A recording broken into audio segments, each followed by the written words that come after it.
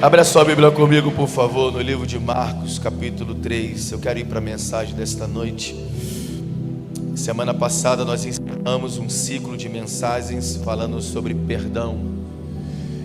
E hoje nós vamos estar iniciando um novo ciclo de mensagens com o tema Eu estou me alinhando com a vontade de Deus.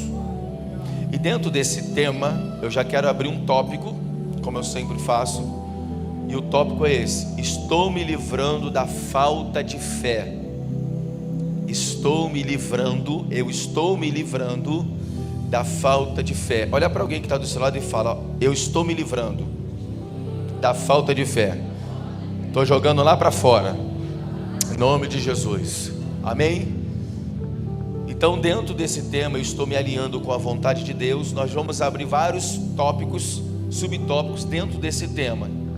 Porque para a gente se alinhar com a vontade de Deus, nós vamos precisar entrar em alguns temas para realmente levar a igreja a essa reflexão e a esse entendimento.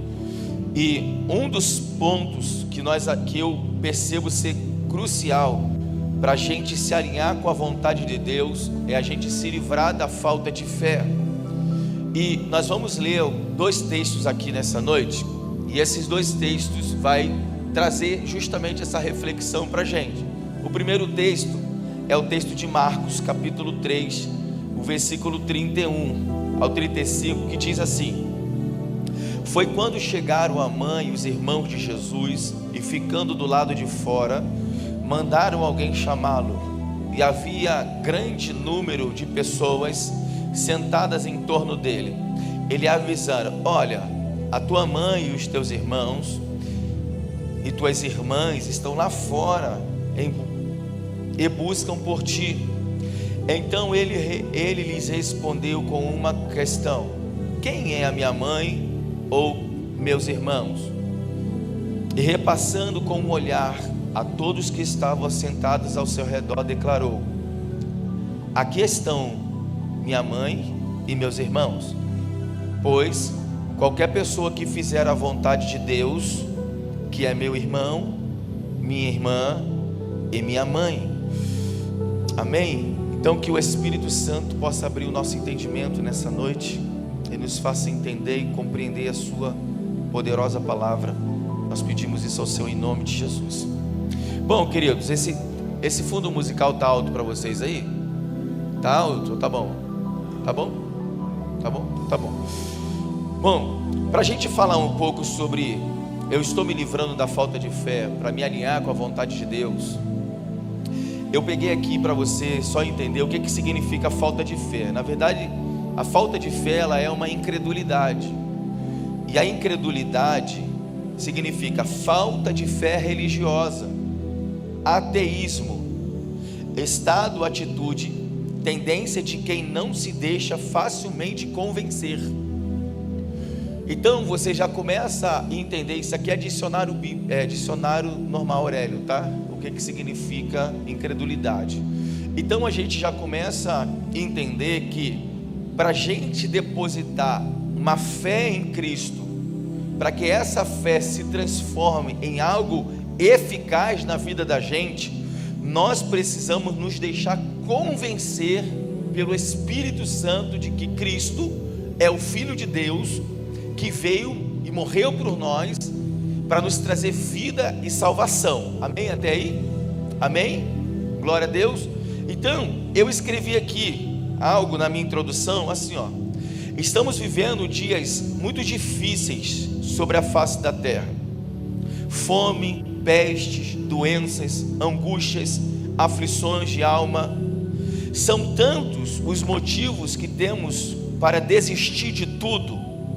Desistir do casamento, desistir do emprego ou da empresa que temos, desistir do ministério que Deus nos outorgou, porque tudo que nós suamos e tudo que nós batalhamos para conquistar, eu não sei se você percebe, mas existe um vento contrário que a todo momento vai tentando fazer você desanimar, você desistir. Eu lembro que, um exemplo aqui bem simples, quando eu fui tirar minha habilitação, eu fui o último aluno a fazer a prova prática. Gente, eram mais de 100 pessoas. Eu vi muita gente sendo reprovada, muita gente chorando, muita gente, sabe, com aquele sentimento de derrota, de fracasso, um ambiente horroroso.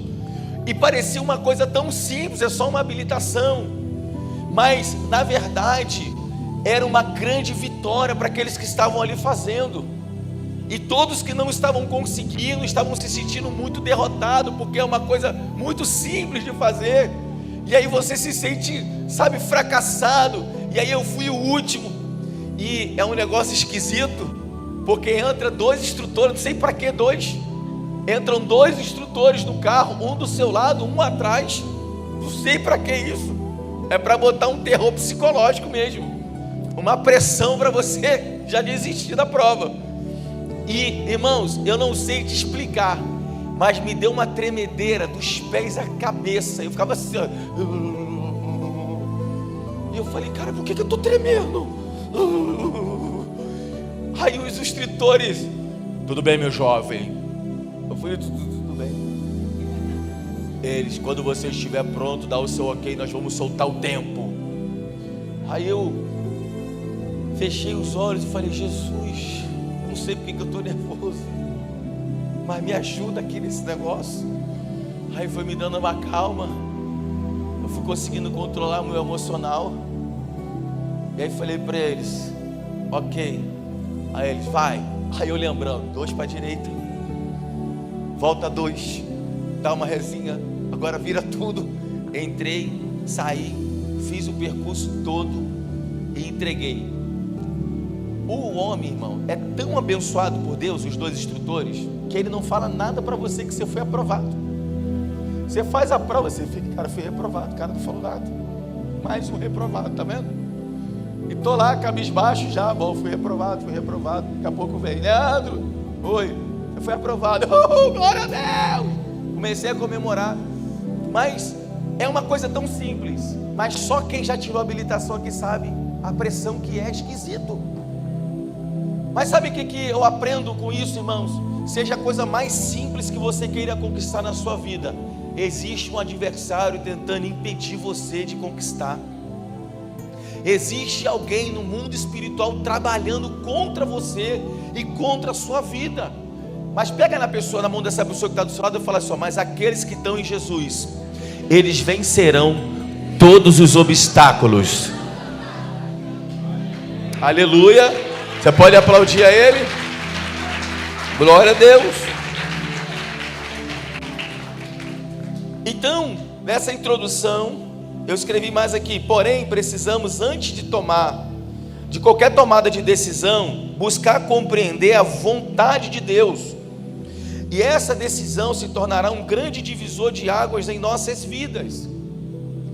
Porque se nós confiamos em Deus, se nós depositamos a nossa fé em Deus, nós precisamos acreditar que os caminhos de Deus são melhores do que os nossos. De que as decisões que o Senhor tem para a minha vida e para a sua vida são as melhores do que você possa imaginar. Às vezes você quer tomar decisões que você julga não ser tão importantes, mas se você consultar a Deus, é um ato de que você tem fé em Deus, de que você se importa com aquilo que Deus pensa da sua vida e da decisão que você está decidido a tomar. E uma coisa que eu acho extraordinário quando nós fazemos questão de consultar a Deus, é que quando Deus autoriza, quando Deus permite nós tomarmos a decisão, Ele garante o êxito da decisão que a gente tomou. Quantas pessoas estão frustradas, quantas pessoas decepcionadas, porque tomaram decisões sérias da sua vida e nem sequer consultaram a Deus se era realmente o momento de tomar essa decisão. A gente tem um exemplo clássico na Bíblia dos discípulos, que eles vão pescar, mas sem a autorização de Jesus, e eles passam a noite toda e não pegam nada. Porque todas as vezes que você toma uma direção sem a permissão de Deus, você pode ter certeza que a probabilidade de fracasso é grande. A probabilidade de você não ter êxito na sua decisão é grande. Porque se Deus fala para você tomar a decisão, Ele vai garantir. Aí olha o que acontece, quando eles voltam decepcionados, fracassados, porque eles não pegaram nada, e aí, dado o momento, Jesus aparece e fala para eles assim: tem peixe aí? Eles falam: não, trabalhamos a noite inteira e não pegamos nada. Olha a decisão tomada sem a direção do Senhor. Você perde tempo, você se cansa, você se frustra, você se decepciona. E aí Jesus olha para eles e fala: pois é, joga a rede aí do lado direito do barco. E aí Pedro dá aquela olhadinha para Jesus, Jesus: joga a rede. Então André ali vai, joga a rede. Quando eles jogam a rede, aquele que deu a ordem faz o quê? Vai lá no fundo do mar e ordena os cardumes: pula na rede. É porque eu falo de uma forma muito assim, né? Imaginatória. Mas o que você acha que aconteceu? Jesus fala para Pedro, Pedro chega para Jesus e fala: ó, estão cobrando nosso imposto, e a gente tem que pagar. Você sabe como é que são os romanos. Jesus fala para Pedro: vai lá, lança o anzol, o primeiro peixe que vier vai trazer uma moeda. Quem é que botou a moeda na boca do peixe? Aí a minha mente é assim, ó. A minha mente: Deus, alguém deixou cair a moeda no mar em algum momento. Deus foi lá no peixe e falou: pega aquela moeda lá e leva lá para Pedro. Pedro vai jogar um anzol, você dá uma bocada no anzol, porque ele vai ter que pegar a moeda. Aí Pedro está lá com o anzol, ó. Aqui, ó. Meu peixe. Dá aquela sacudida, Pedro. Pedro abre o peixe. Não é que está a moeda lá dentro? Quem é que ordenou? Quem ordenou? Se Deus ordenou, é porque Deus garantiu aquilo que Ele falou. Você está conseguindo entender o que o pastor está querendo dizer para você? Então, quando que a gente se livra da nossa incredulidade, da nossa falta de fé? Quando nós participamos Deus de todas as áreas das nossas vidas. Existem áreas da vida de algumas pessoas que elas meio que excluem Deus. Nessa área que o Senhor não pode entrar. E não, se você está excluindo Deus de alguma área da sua vida, alguma área da sua vida vai dar errada. Porque você vai querer tomar decisões por você mesmo. E você sabe do futuro, irmão? Você sabe o que vai acontecer com essa decisão? Não. Então, por isso que nesta noite eu quero falar com esse tema: se livrando da falta de fé. Bom, o que podemos aprender com esse texto? Seria como podemos nos livrar da falta de fé. Abre a sua Bíblia comigo agora, no livro de Marcos, capítulo 9. Perceba que Jesus está falando para os discípulos, ou melhor, para aqueles que foram chamar ele, o seguinte: olha, minha mãe, meus irmãos e minhas irmãs são aqueles que fazem a vontade do meu Pai. Jesus está falando, está dando uma resposta: quem faz a vontade do meu Pai é que tem parte comigo. Se não faz a vontade do meu Pai, não tem parte comigo. Então, para eu me alinhar com a vontade de Deus, para eu me alinhar com aquilo que Deus quer de mim, da minha vida, eu preciso entender esse primeiro texto, que é: eu preciso estar fazendo a vontade de Deus, a vontade do meu Pai, porque aí eu estou exercitando a minha fé nele, ok? Quem está fazendo a vontade de Deus está depositando a sua fé nele. Tem como colocar a imagem daquele Jesus do The Chosen aqui? Acho uma imagem bem legal, tá? Que ele esteja de frente e bota aqui para mim. Algumas religiões, elas trabalham com algo chamado ponto de fé. O que é o ponto de fé? Provavelmente você já participou de alguma campanha que você levou a fronha de travesseiro, que você levou a blusa de alguém, que você levou uma rosa, que você levou um copo com água, você levou alguma coisa. O que é isso? Esses líderes, eles ensinam os irmãos a ter um ponto de fé. Só que biblicamente Jesus está dizendo: aquele que faz a minha vontade, a vontade do meu Pai, esse tem parte comigo. Então, O ponto de fé nada mais é que as pessoas pegando objetos e fazendo você ter o entendimento de que através daquele objeto Deus pode fazer alguma coisa.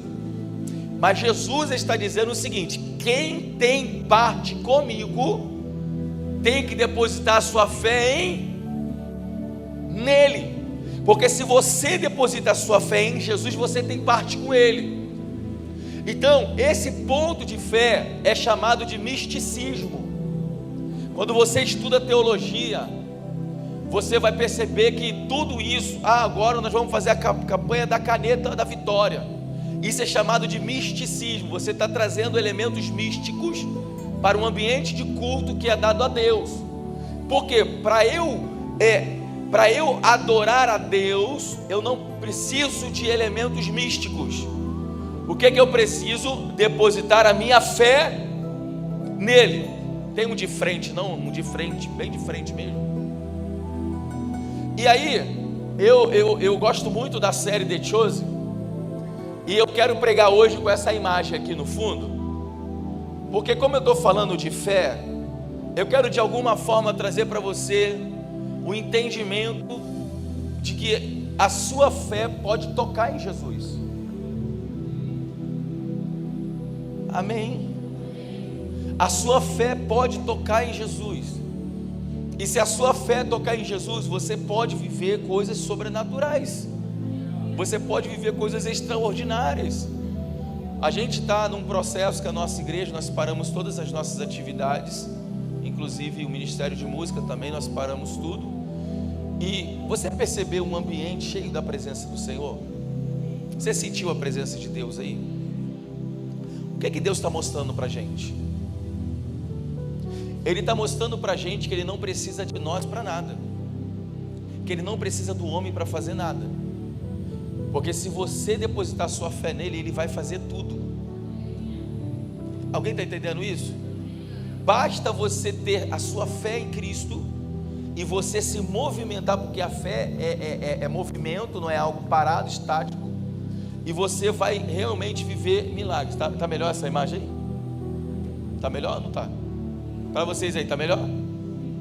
Então vamos lá, para a gente compreender. Marcos capítulo 9, do versículo 14 ao 27, diz assim: assim que chegaram onde estavam, os demais discípulos observaram um grande aglomerado de pessoas ao redor deles, e os mestres da lei discutindo com eles. Logo que a multidão percebeu Jesus, tomada de surpresa, correu para ele e o saudava. Então Jesus dirigiu a palavra aos escribas e os inquiriu: o que discutem com eles?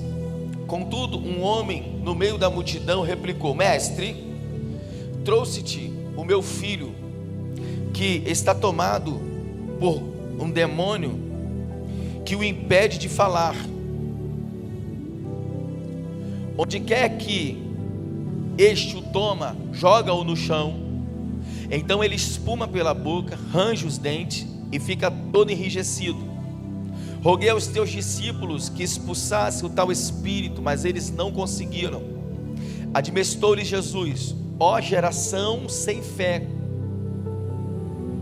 até quando estarei junto de vós? Até quando vos suportarei? Trazei-o a mim. E logo o trouxeram.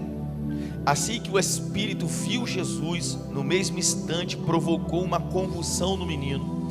Esse caiu no chão e começou a rolar, espumando pela boca. Então Jesus indagou ao pai do menino: há quanto tempo isto lhe está acontecendo? E o pai declarou: desde a infância.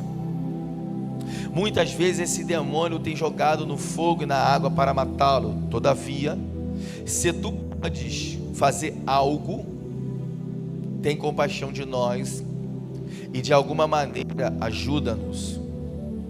Respondeu Jesus: se podes.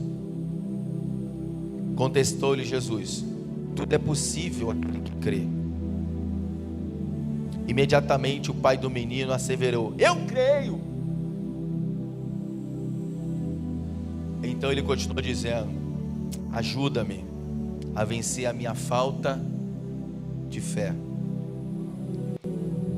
Percebendo que o povo estava se ajuntando, repreendeu o espírito imundo, determinando: espírito mudo e surdo, eu te ordeno, deixa este jovem e jamais o tome novamente. Então o demônio berrou, gritou, o jovem violentamente e o abandonou. O menino ficou desfalecido, a ponto de todos afirmarem: ele morreu. Entretanto, Jesus, pegando a mão do menino, o levantou e ele ficou em pé. O que a gente consegue aprender com esse texto? O que nós podemos aprender com esse texto, querido?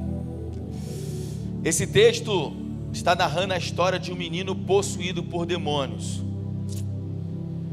E alguns historiadores dizem que essa manifestação demoníaca é chamada de quê?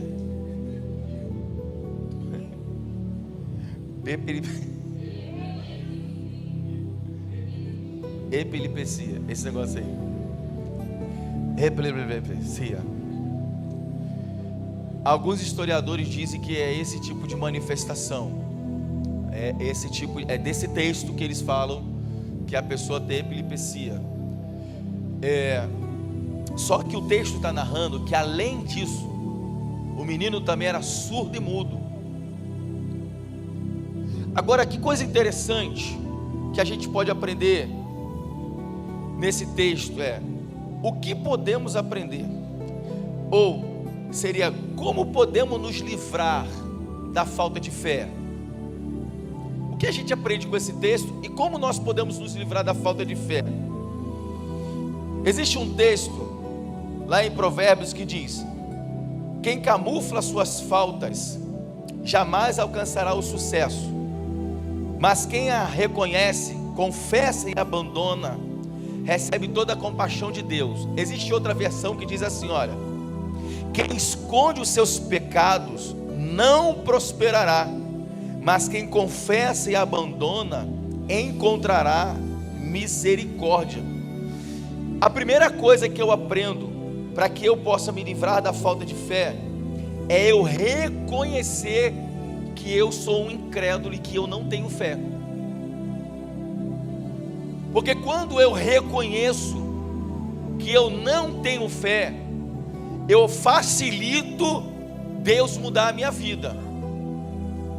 Porque o problema é quando as pessoas falam: não, eu tenho fé.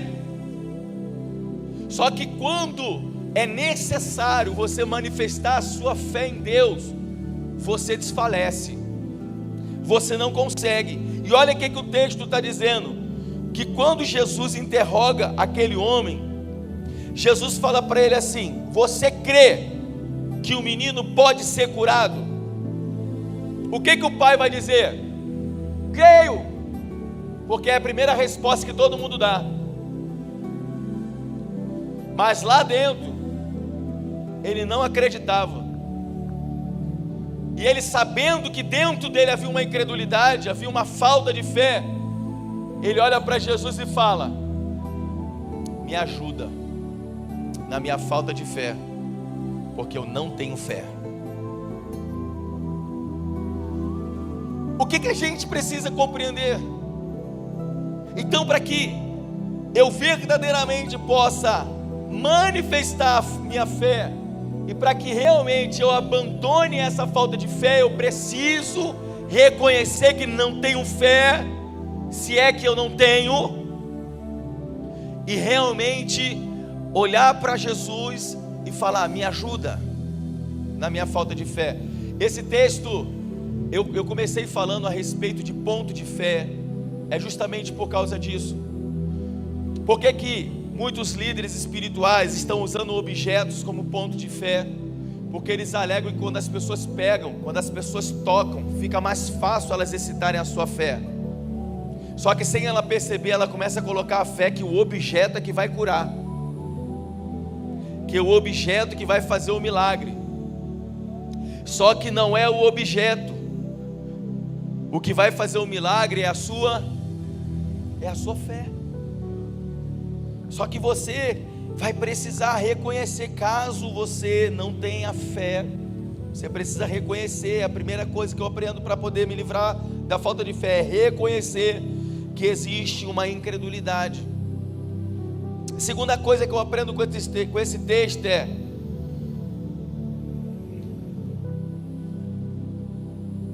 quando eu sei que eu sou um incrédulo. A segunda coisa que eu aprendo com esse texto: primeiro, eu preciso reconhecer que eu não tenho fé. A segunda coisa é: quando que eu sei que eu não tenho fé? Quando que eu consigo perceber? É simples. Eu botei uma resposta aqui, depois eu vou ler um texto com vocês. Quando buscamos caminhos alternativos. Existem muitas pessoas que elas até começam dizendo: Deus, faz isso para mim, Deus me ajuda com isso aqui. Aí daqui a pouco elas estão assim: Deus, o Senhor está demorando muito, e o fato de o Senhor estar demorando, eu vou ter que dar o meu jeito. Então a falta de fé faz você sempre buscar caminhos alternativos. Quando eu sei que eu tenho falta de fé? Quando você está sempre buscando caminhos alternativos. Porque quando eu deposito a minha fé em Cristo, eu preciso entender e confiar que no tempo dele vai acontecer. E quando acontecer, será perfeito, vai ser maravilhoso. Mas é necessário eu aprender a confiar. E aí o texto que eu botei aqui de Provérbios 16, do 1 ao 3 diz: o coração do homem pode fazer muitos planos, mas a resposta certa dos lábios vem do Senhor. Todos os caminhos do homem são puros aos seus olhos, mas o Senhor pesa o espírito. Todos os caminhos dos homens são preciosos, são maravilhosos aos seus próprios olhos, mas o Senhor está sempre sondando as nossas decisões. Ele está sondando se a decisão que nós estamos tomando, realmente Ele está sendo consultado. Então, quando eu sei que eu sou alguém que não tenho fé, quando eu decido buscar caminhos alternativos. Tem gente que Deus fez uma promessa, e aí ela está embaixo de uma promessa, só que aí ela está congregando no lugar. Aí no lugar que ela está congregando, ela fala: ih, está demorando muito essa promessa aqui, estou achando que Deus não quer, meu tempo aqui acabou, vou procurar outro lugar onde eu vou viver a minha promessa. Não é assim que funciona com Deus, irmão. Até porque a promessa não é sua, não é para você. A promessa tem a ver com a noiva, tem a ver com a igreja. Então Deus de alguma forma quer que você coopere com a igreja. Não é sua a promessa, é dele. Deu para entender isso? A terceira coisa que eu aprendo com esse texto: quando fugimos dos confrontos que possibilitam uma real libertação de toda incredulidade. Terceira coisa: quando nós fugimos dos confrontos que possibilita uma real libertação da falta de fé. Porque uma coisa que eu até falei hoje de manhã, uma coisa que Deus faz conosco para que nós tenhamos um caráter aprovado. Eu estou falando hoje, na parte da manhã, eu estou dando um estudo sobre as cartas de Paulo. Nós estamos falando de Romanos, e cada capítulo está muito rico. E hoje eu falei um pouco sobre isso, que Paulo vai dizer que a tribulação produz em nós a paciência, e a paciência produz em nós perseverança, e a perseverança produz em nós um caráter aprovado. Então o que Deus faz conosco?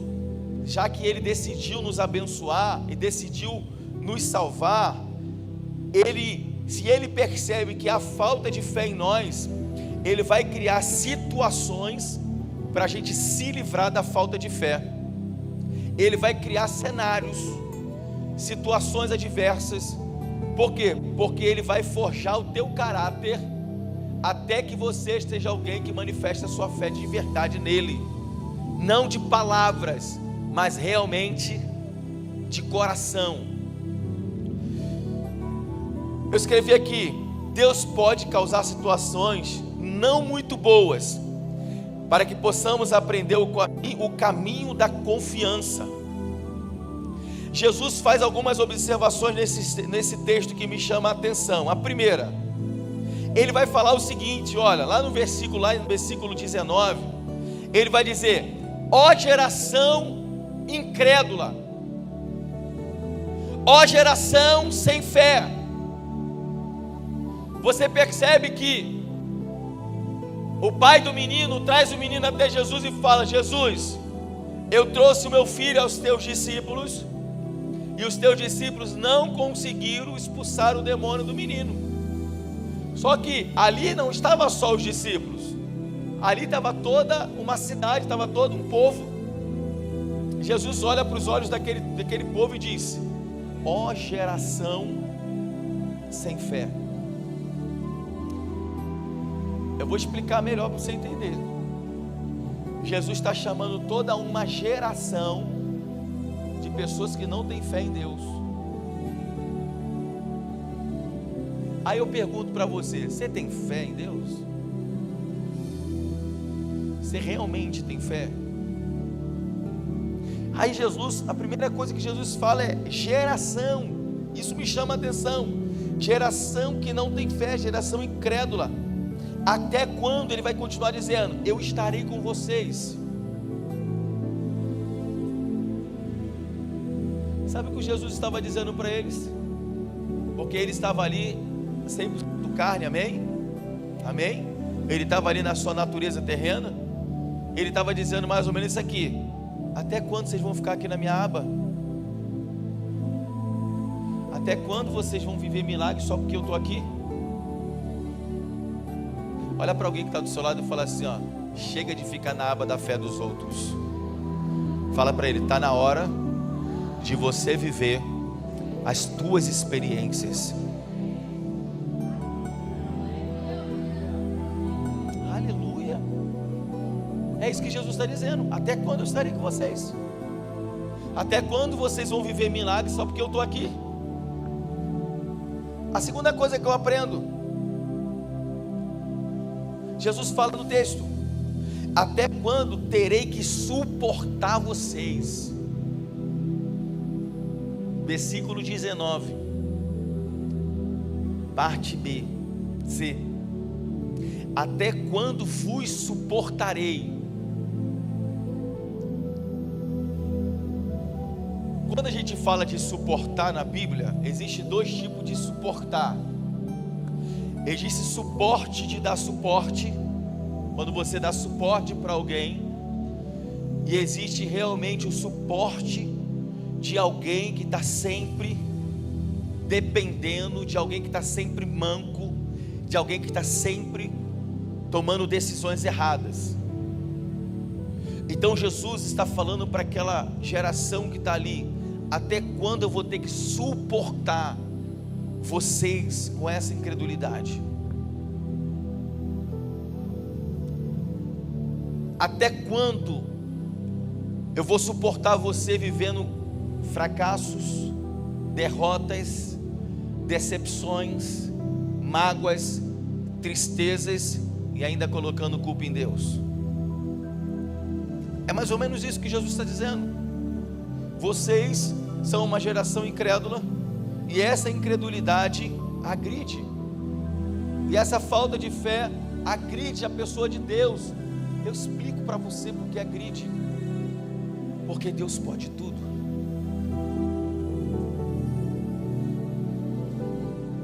E quando você não acredita que Ele pode, você agride a Ele. Alguém entendeu isso?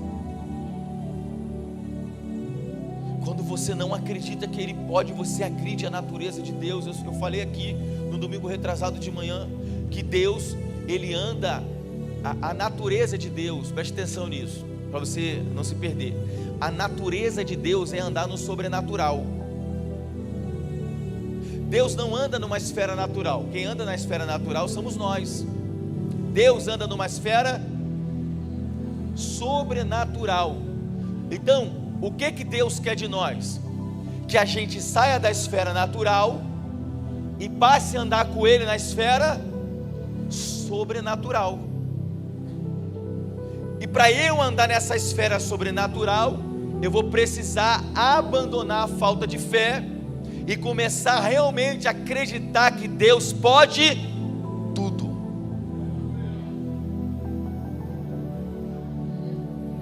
Deus pode tudo. Olha o que esse homem vai falar para Jesus: se podes, cura o meu filho. Olha o que é alguém que não tem falta de fé. Quem tem falta de fé ora assim: Deus, se o Senhor quiser fazer, se o Senhor quiser curar, se o Senhor quiser abrir uma porta para mim. É uma oração de quem não tem fé. É a oração dele. Se o Senhor quiser, se o Senhor pode fazer. É até uma oração meio que emotiva, né? Porque quem é assim mais, tem essa alma mais sensível, quando vê ele falando assim: Senhor Jesus, desde a infância ele está assim, desde a infância ele sofre essas situações, mas se o Senhor pode, cura o meu filho. Muitos de nós que estávamos ali a começar a chorar: Jesus, você só pode curar ele aí, Jesus. Mas Jesus olha nos olhos daquele pai e ele fala: se podes, se pode. Percebe? Isso é uma revelação que o Senhor me deu, que o coração daquele pai representa o coração daquela geração que estava ali, daquele povo que estava ali. Porque Jesus olha para aquele povo e fala assim: geração sem fé, até quando eu estarei convosco? Aí ele ainda fala mais, que eu coloquei aqui: até quando vos suportarei? O coração desse pai é o retrato do coração dessa geração e desse povo que estava ali. Que Jesus está falando: até quando eu vou suportar vocês sem fé? Até quando? E esse pai, Jesus fala para ele: se podes. Aí Jesus conclui dizendo: tudo é possível aquele que crê. Se é um pronome? É um pronome? Qual é o nome? O que a gente fala na língua portuguesa? O se é o quê? Galera, é um advérbio de dúvida. No meu português, o se tem a ver com dúvida. Se eu fosse escrever um dicionário, eu ia botar isso. Se, dúvida. Se podes, dúvida. Se quiseres, dúvida. Você entende? Mas eu quero pedir para você nessa noite: tira o si da sua vida, tira o si da sua mente, do seu coração, e vamos começar a dizer: o Senhor pode. O Senhor pode. O Senhor pode. Aleluia. O Senhor pode. Aí Jesus fala para ele: tudo é possível aquele que crê. Aí eu coloquei aqui para a gente concluir. A conclusão que eu coloquei, Deus me deu aqui uma inspiração, irmãos. Eu fiz um negócio aqui. Olha a conclusão. Suponhamos que você esteja diante de uma bifurcação. Bota a bifurcação para mim aqui, por favor. Suponhamos que você está diante de uma bifurcação. Deixa eu sair daqui da frente.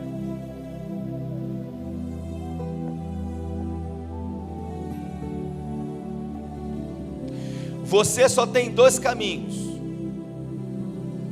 e você precisa decidir qual caminho seguir: se o da direita, se da esquerda, ou se você volta para trás. Melhor, sem direito a voltar para trás. Você não pode voltar para trás, você tem que decidir. entre a direita e entre a esquerda, você não tem o direito de voltar para trás. Porém, você tem o conhecimento de que em uma das duas estradas existe um abismo no final que resultará na sua morte e na destruição de tudo que você conquistou até aqui. Então, você tem dois caminhos, é uma bifurcação. No final, você sabe que tem um abismo, e um dos dois caminhos vai ter um abismo. E você vai ter que tomar uma decisão de qual caminho seguir, porque no final você sabe que tem um abismo. Qual caminho pegar? Qual será a sua decisão?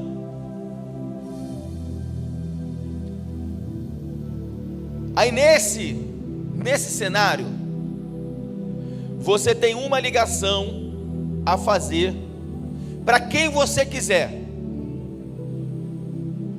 Para quem você ligaria?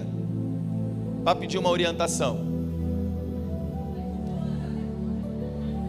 Para o seu vizinho ou amigo fofoqueiro? Pode ser que ele saiba qual a melhor decisão. Você pega o telefone e fala: vou ligar para aquele fofoqueiro da minha rua, para aquele fofoqueiro, porque eu tenho certeza que ele vai saber o que tem lá, como que eu vou, qual o caminho que eu tenho que tomar. Segundo, você liga para sua mãe ou pai, esperando que eles com a sua sabedoria te ajudem. Terceiro, ligaria para o pastor ou para um profeta, para que eles possam decidir por você. Quarto, ligaria para o diabo, esperando que ele te ajude, ou que ele te alivie de seu fardo. Quinto, ligaria para Deus, entendendo que a direção que vem de Deus vai exigir que você confie totalmente nele. Muitos que estão aqui nesta noite certamente ligaria para Deus, acreditando que o Senhor o livraria do caminho que tem um abismo. Mas eu quero te ensinar algo nesta noite sobre o caminho de Deus para nós. De antemão, quero te dizer que Deus vai escolher o caminho em que existe o abismo. Só que Ele não vai avisar para você que tem um abismo. Quando você falar para Deus: Deus, qual o caminho que eu vou? Aí Deus vai falar para você: vai para a esquerda. Porque se Ele falar para você que tem um abismo lá, você vai? Mas Ele vai botar você no caminho que tem um abismo.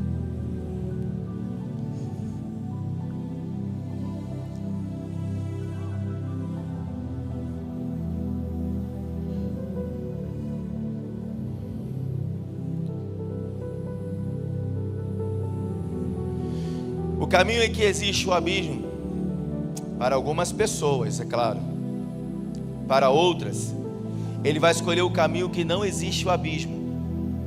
E eu explico por quê. Para que Deus construa em nós a sua obra, e para que possamos nos alinhar com Deus e com sua vontade, precisaremos nos livrar da falta de fé e confiar em Deus e em suas escolhas. Pedro fez isso quando resolveu sair daquele barco andando sobre as águas. Para algumas pessoas, Deus vai escolher o caminho que tem um abismo. Por quê? Porque são pessoas que não têm fé. E aí Deus vai colocar você num caminho que tem um abismo. Porque quando você chegar no abismo,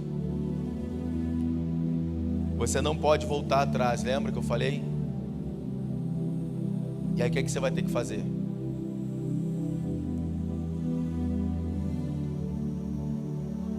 Você vai ter que orar.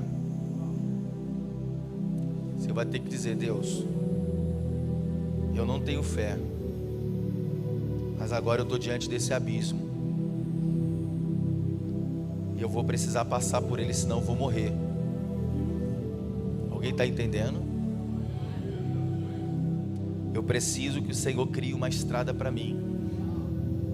para que eu passe por cima desse abismo e eu não venha morrer. E aí o que você vai fazer? Bom, já orei, mas estou vendo que o caminho não apareceu. Talvez Deus quer que eu me jogue. E vai se jogar. E vai acontecer com a pessoa? Vai morrer. Porque quando eu escolho andar com Deus, e Deus permite eu entrar na estrada que tem um abismo, eu tenho que orar e dizer: Deus, eu confiei no que o Senhor falou, eu escolhi o caminho que o Senhor me disse, e agora eu estou diante do abismo. Eu preciso passar, Deus, senão eu vou morrer. Deus, eu confiei no Senhor, eu depositei a minha fé no Senhor, e eu não vou sair daqui enquanto o Senhor não colocar uma ponte para eu passar. Eu não vou parar de orar até que o Senhor coloque a ponte para eu passar. Eu vou jejuar, eu vou orar, eu vou gritar, eu vou clamar, eu vou fazer o que tiver que ser feito, até que o Senhor coloque a ponte para eu passar, porque eu sei que o Senhor pode fazer a ponte. Então você vai ficar ali até a ponte aparecer. Você não vai sair. Esse caminho com o abismo, com lutas, com adversidade, Deus dá para pessoas que Ele quer moldar o seu caráter, e Ele quer te ensinar realmente a andar numa estrada de fé, aonde você vai conhecer quem Deus é para você. Para outros, Deus vai falar assim, ó, vai para a direita, e não tem abismo nenhum. Por quê? Porque é pessoas que já acreditam e amadureceram a sua fé no Senhor. Essa é a diferença de algumas pessoas que passam muitos processos e outros que nem passam tantos. Porque quem não passa tanto processo é porque realmente já desenvolveram uma fé madura em Deus. Então, ela, cada dia que passa, ela vai amadurecendo mais a sua fé, e ela vai com outros caminhos desenvolvendo um relacionamento com Deus. Agora, quem não tem fé, quem ainda não acredita em Deus da forma que Deus quer, Deus vai permitindo você entrar em muitas adversidades, até você depositar plena fé nele. Agora, isso é falta de amor? Claro que não. É Deus amadurecendo você, é Deus querendo que você abandone a falta de fé, para você sair do lugar de viver uma vida natural e passar para o lugar de uma vida sobrenatural. Porque todos nós queremos viver algo extraordinário com Deus, mas você vai ter que tomar uma decisão de sair do lugar natural. E para sair do lugar natural, o que Deus vai fazer conosco, irmãos? Vai ter que tirar o chão às vezes. Porque quando Ele tirar o chão, você vai olhar e vai falar: ih, agora já era. Agora eu vou. Vai acabar tudo.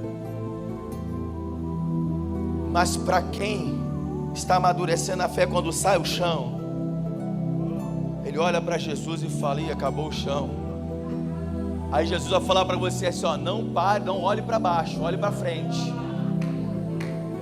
Olha para frente, olha para mim, não olha para baixo, não olha para baixo, olha para frente, olha para frente.